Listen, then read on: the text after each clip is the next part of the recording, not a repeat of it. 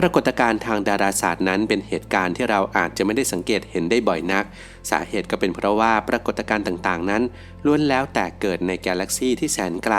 แต่จะเป็นยังไงถ้ามีดวงดาวใกล้โลกกำลังอาจจะเกิดการระเบิดที่สว่างที่สุดจนเราสามารถเห็นได้จากโลกวันนี้อับดุลไททูบจะพาทุกคนไปรู้จักกับเรื่องราวของดาวบีเทลจุสและสัญญาณของการระเบิดของดวงดาวกันครับ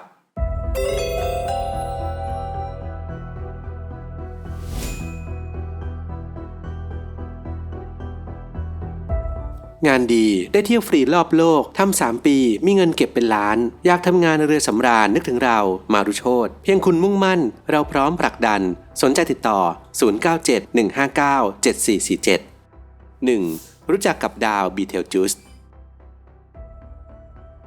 ดวงดาวบีเทลจุสเป็นดาวฤกษ์ที่มีความสว่างอยู่ในอันดับที่11จากบรรดาดวงดาวที่ส่องแสงสว่างบนท้องฟ้าในเวลากลางคืนและดาวบีเทลจุสก็สว่างที่สุดเป็นอันดับ2ในกลุ่มดาวนายพรานรองจากดาวไรเจลดาวบีเทลจุสจะอยู่บริเวณหัวไหล่ข้างขวาของนายพรานโดยเราสามารถสังเกตเห็นดาวบีเทลจุสได้จากแสงสีแดงที่เด่นออกมาและความสว่างที่อยู่ในระดับความสว่างตั้งแต่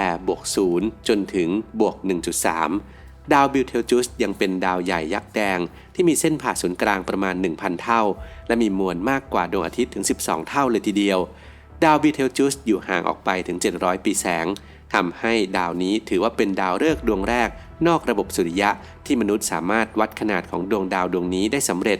และยังเป็นดาวฤกษ์ดวงแรกที่เราสามารถถ่ายรูปผ่านชั้นบรรยากาศได้สำเร็จด้วยนะครับโดยในปัจจุบันดาวบีเทลจุสเป็นที่รู้จักกันดีในฐานะดวงดาวที่กำลังจะเกิดการระเบิดซูเปอร์โนวา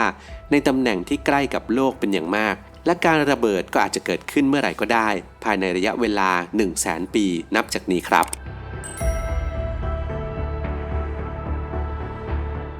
2. ซูเปอร์โนวาคืออะไรซูเปอร์โนวาคือการระเบิดของดาวฤกษ์ที่มีมวลสารมากกว่าดวงอาทิตย์ตั้งแต่8 เท่าขึ้นไปและจะเกิดขึ้นเมื่อดาวฤกษ์มวลสูงเริ่มสิ้นอายุไขหลังจากที่ดวงดาวได้ใช้พลังงานไปจนหมดจนความดันภายในดวงดาวไม่สามารถต้านทานแรงโน้มถ่วงของตัวเองได้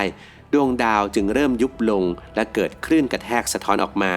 ส่งผลให้เกิดเป็นการระเบิดของดวงดาวที่สว่างไสวที่สุดนั่นเองโดยการระเบิดของซูเปอร์โนวานั้นจะเป็นการระเบิดที่รุนแรงมากความสว่างของดาวฤกษ์จะเพิ่มขึ้นอย่างรวดเร็วจนบางครั้งเราสามารถเห็นดาวดวงนั้นจากโลกได้ในเวลากลางวันเลยทีเดียวและหลังจากนั้นมวลสารของดาวฤกษ์ก็จะกระจายไปสู่ห้วงอวกาศด้วยความเร็วสูงจนสุดท้ายแสงสว่างของดวงดาวก็จะลดลงและจางหายไปเหลือแต่ซากซูเปอร์โนวาหรือซูเปอร์โนวาเรมแนนซ์ก็คือฝุ่นและก๊าซที่คงเหลือจากการระเบิดของดาวฤกษ์และโดยเฉลี่ยแล้วการเกิดระเบิดของซูเปอร์โนวานั้นจะเกิดขึ้นประมาณ1 ครั้งในรอบ50 ปีในกาแล็กซีที่มีขนาดพอๆกับกาแล็กซีทางช้างเผือกและการระเบิดของซูเปอร์โนวานั้นก็มีบทบาทที่สำคัญมากในการเพิ่มมวลสารระหว่างดวงดาวแต่ละดวงและการกระจายของคลื่นกระแทกที่เกิดจากการระเบิดของซูเปอร์โนวาก็สามารถก่อให้เกิดดวงดาวใหม่ขึ้นมาได้อีกมากมาย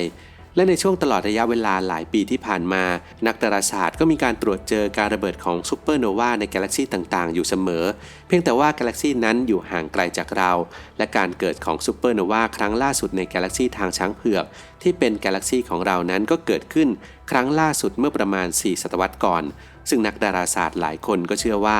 การระเบิดของซูเปอร์โนวานั้นเป็นเหตุให้เกิดการสูญพันธุ์ครั้งใหญ่ในช่วงปลายของยุคดีโวเนียนและเป็นเหตุให้ปลามีเกราะและสัตว์ไม่มีกระดูกสันหลังราวๆ 70% สูญพันธุ์ไปตลอดกาล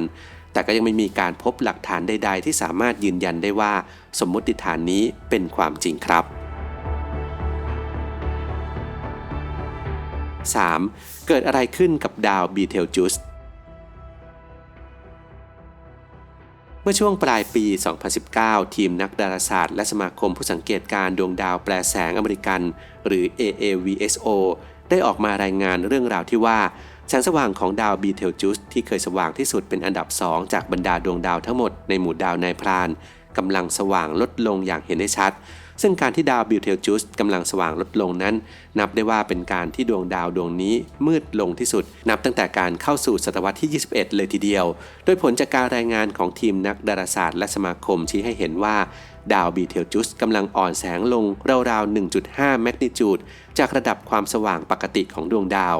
นอกจากนี้ทีมนักดาราศาสตร์และสมาคมยังออกมาชี้แจงอีกว่าการที่ดาวบีเทลจูสนั้นกำลังมืดลงอาจจะเป็นสัญญาณเตือนว่ากำลังจะเกิดการระเบิดของซูเปอร์โนวาขึ้นอีกครั้งแต่ก็ยังคงไม่พบหลักฐานใดๆที่สามารถยืนยันได้ว่าดาวกำลังจะระเบิดแต่การที่ดาวบีเทลจูสกำลังมืดลงอาจจะมืดลงเพียงแค่ชั่วคราวเท่านั้นเพราะวงจรความสว่างของดาวจะกลับมาเวียนมืดลงทุกๆ6ปีทำให้ช่วงนี้ดาวอาจจะดูมืดลงแต่ก็อาจจะกลับมาส่องแสงสว่างอีกครั้งในช่วงต้นปี 2020 ก็เป็นได้แต่เมื่ออ้างอิงจากข้อมูลในวารสาร The Fading of the Nearby Red Supergiant Betelgeuse ที่ระบุเอาไว้ว่าช่วงปลายปี 2019 และต้นปี 2020 เป็นช่วงที่ดาวนั้นสว่างน้อยที่สุดในรอบศตวรรษทำให้ทฤษฎีที่ว่าดาวจะกลับมาสว่างอีกครั้งในช่วงต้นปี 2020 นั้นก็ถูกปัดตกไปโดยปริยาย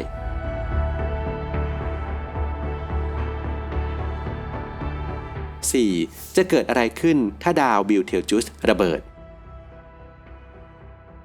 นักดาราศาสตร์หลายคนคาดการเอาไว้ว่าถ้าหากดาวเกิดระเบิดซูเปอร์โนวาขึ้นจริงๆก็จะมีความสว่างยิ่งกว่าดาวศุกร์ถึง100เท่าและความสว่างขนาดนั้นก็จะส่งผลให้เราสามารถมองเห็นวัตถุที่มีความสว่างเทียบเคียงดวงจันทร์ได้บนท้องฟ้าแม้แต่ในเวลากลางวันและคาดว่าเราน่าจะมองเห็นวัตถุนั้นได้เป็นวันๆครับซึ่งในอดีตเมื่อประมาณ 1,000 ปีก่อนได้เคยมีเหตุการณ์แบบนี้เกิดขึ้นกับการระเบิดซูเปอร์โนวา SN1006 มาแล้วโดยการระเบิดซูเปอร์โนวาในครั้งนั้นส่งผลให้เราเห็นจุดหนึ่งที่สว่างที่สุดบนท้องฟ้าแม้แต่ในเวลากลางวันนอกจากนี้หากดวงดาวบีเทลจูสเกิดระเบิดขึ้นมาจริงๆนักดาราศาสตร์ก็คาดการเอาไว้ครับว่าโลกของเราจะปลอดภัยจากการระเบิดเนื่องจากดาวนั้นอยู่ห่างจากโลกมากถึง700ปีแสงทำให้โลกเราจะอยู่ห่างจากรัศมีการทำลายล้างของซูเปอร์โนวาถึง50ปีแสงที่เป็นระยะที่รังสีอันตรายของการระเบิดจะสามารถแผ่ไปถึงได้นอกจากนั้นจะเป็นปรากฏการณ์ทางดาราศาสตร์ที่น่าตื่นเต้นที่สุดในระยะเวลาหลายพันปีเท่านั้นและต่อให้ดาวบีเทลจูสจะเกิดการระเบิดขึ้นมาจริงๆก็คงจะเป็นระยะเวลาหลังจากนี้ไม่น้อยกว่า 100,000 ปีตามที่นักดาราศาสตร์ได้คาดการเอาไว้นอกจากนี้ยังมีนักดาราศาสตร์หญิงที่ชื่อว่าซาราฟิน่าแนนส์จากมหาวิทยาลัยเบิร์กลีย์ในสหรัฐอเมริกาที่ศึกษาเรื่องราวของดาวบีเทลจูสออกมาพูดและอธิบายถึงเหตุการณ์ดาวแปรแสงอีกด้วยโดยเธอได้กล่าวเอาไว้ว่าบีเทลจูสเป็นดาวกึ่งแปรแสงนั่นทำให้โอกาสที่ดาวจะสว่างขึ้นหรือมืดลงนั้นเป็นเรื่องปกติและเธอยังได้อธิบายถึงปรากฏการณ์ convective cell ที่เป็นสาเหตุของการแปรแสงอย่างไม่ปกติของดาวอีกด้วยครับโดยเธอกล่าวว่าการเกิดความร้อนจากภายในทำให้บริเวณผิวของดวงดาวมีการเคลื่อนที่และปรากฏการณ์นี้ก็เกิดขึ้นกับดาวฤกษ์ได้ด้วยเช่นกันและนี่เองที่เป็นสาเหตุที่ทำให้ดาวบีเทลจูสสว่างลดลงเพราะบริเวณต่างๆของดวงดาวมีความหนาแน่นไม่เท่ากันทำให้เกิดกระแสไหลวนแล้วส่งผลต่อความสว่างของดวงดาวนั่นเองซึ่งก่อนที่แนนซ์จะออกมาพูดก็ได้มีข้อมูลจากวารสารที่ชื่อว่า Convective Cell in Betelgeuse Imaging Through Spectropolarimetry ที่มีการอธิบายการเกิดปรากฏการณ์ Convective Cell บนดาวบีเทลจูสเอาไว้อย่างชัดเจนทำให้นักดาราศาสตร์หลายคนก็เชื่อกันว่านี่คือสาเหตุของการที่ดาวมืดลงเช่นกันโดยสรุปแล้วในปัจจุบันดาวฤกษ์บีเทลจูสนั้นก็แค่สว่างน้อยลงเท่านั้นและยังไม่ได้มีการระเบิดของดวงดาวเกิดขึ้นแต่อย่างใดถึงแม้จะเคยมีการค้นพบปริศนาคลื่นความโน้มถ่วงที่อาจจะเป็นสัญญาณของการระเบิดซูเปอร์โนวาเกิดขึ้นแถวดาวบีเทลจูสแต่นักฟิสิกส์หลายคนก็ได้ออกมาบอกว่าสัญญาณนี้ไม่น่าจะเกี่ยวกับการระเบิดของซูเปอร์โนวาของดาวแต่อย่างใด